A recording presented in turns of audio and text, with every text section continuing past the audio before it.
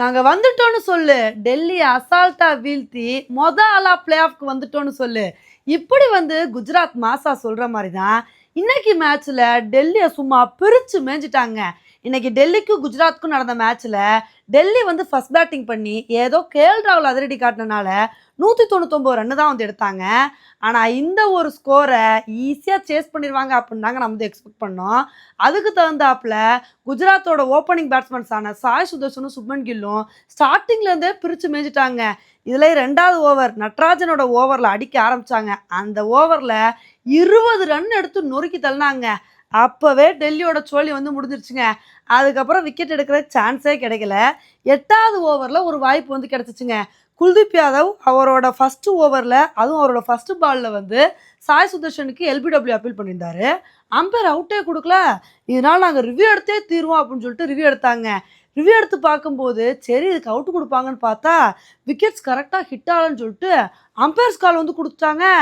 அதுக்கப்புறம் டெல்லிக்கு ஒரு வாய்ப்பு கூட கிடைக்கலங்க.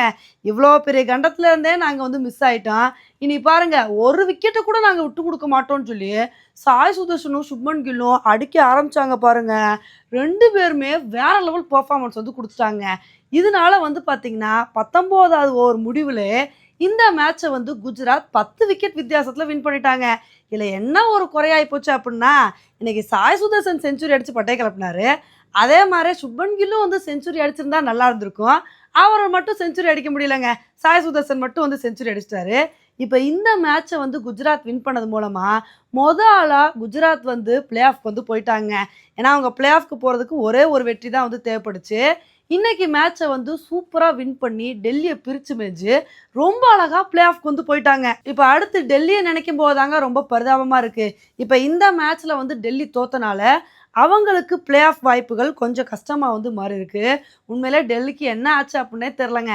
ஏன்னா இந்த சீசன் ஸ்டார்டிங்கில் சூப்பராக வந்து விளையாண்டுட்டு இருந்தாங்க. அவங்க விளையாண்டதை பார்த்து இவங்க ஈஸியாக ஆளாக பிளே ஆஃப்க்கு போயிடுவாங்க அப்படின்னு தான் எல்லாருமே நினச்சிட்டு இருந்தோம். ஆனால் யாரு கண்டு பட்டுச்சோ தெரியல. செகண்ட் ஹாஃப்க்கு அப்புறம் இருந்து டெல்லி பயங்கரமாக சொதப்ப ஆரம்பிச்சிட்டாங்க.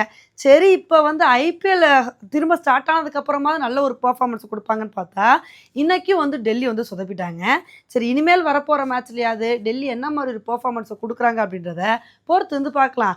ஓகே ஃப்ரெண்ட்ஸ், இன்னைக்கு கொடுத்த குஜராத்தோட மரண மாசான பர்ஃபார்மன்ஸை பற்றி நீங்கள் என்ன நினைக்கிறீங்க அப்படின்றத என்னோட கமெண்ட் செக்ஷனில் வந்து போடுங்க. இதே மாதிரி இன்னொரு வீடியோவில் உங்களை வந்து மீட் பண்ணுறேன். Bye friends.